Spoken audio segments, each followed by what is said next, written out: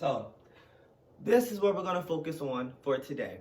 We're going to focus on what the word inspire means. And if you looked at your video lesson, you see that that's one of the words that we're going to be looking at deeply. And you had to write that in your journal. So if you didn't look at the video lesson, which you should have, please make sure you are writing down this word. This is one of our vocab words, inspire, I-N-S-P-I-R-E.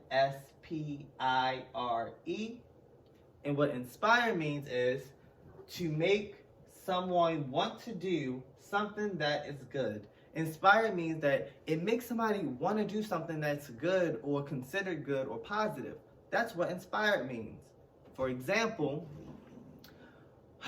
I had an amazing English teacher years ago. And when I saw how he taught and when I saw how well he connected with his students and me in particular, I said, wow, he is an inspiration. He inspired me to want to become an English teacher. And so through his actions, he had caused me, someone, to want to do something that's good. And that's teach kids like yourself. So that's inspire. The next word that I want to focus on for today is hostile. So this word wasn't necessarily highlighted too much in your actual video lesson. And so I want to make sure I'm helping you guys understand what this word means and how it plays effect into our lesson. Hostile simply means unfriendly. Unfriendly. What does friendly mean? Nice, pretty positive. If somebody's friendly to you, you may want to talk to them, share things with them, play with them. If somebody is unfriendly, would you want to talk to them or play with them or hang out with them? Maybe not. That's unfriendly. Unfriendly is more so negative, bad, hostile. So in our lesson and in our text, we're talking about a hostile environment. So a hostile environment is a unfriendly environment or a bad environment.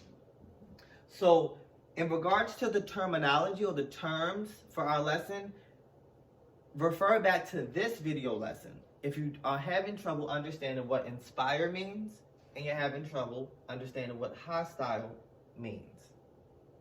To extend even further, in your assignment, you are asked to do a couple of things.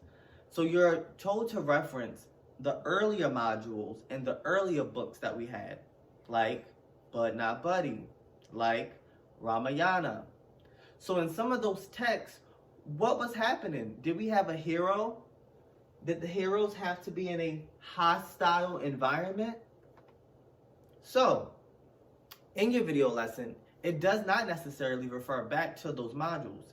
And you may have forgotten whatever happened in Bud Not Buddy, in Ramayana, in any other text. So, here's a tidbit to help you all out. So, in the first book that we had, Bud Not Buddy, Bud may be considered a hero or having heroic parts. He had a journey. He left from his foster home. He tried to find his father. And in the end, he meets his granddad, right? So there are a few things that Bud goes through as a hero. But let's focus more so on the hostile or hostile environment part. Was Bud ever in a hostile environment? Take a second to think. Was Bud ever in a hostile environment?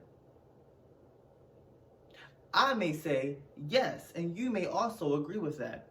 Because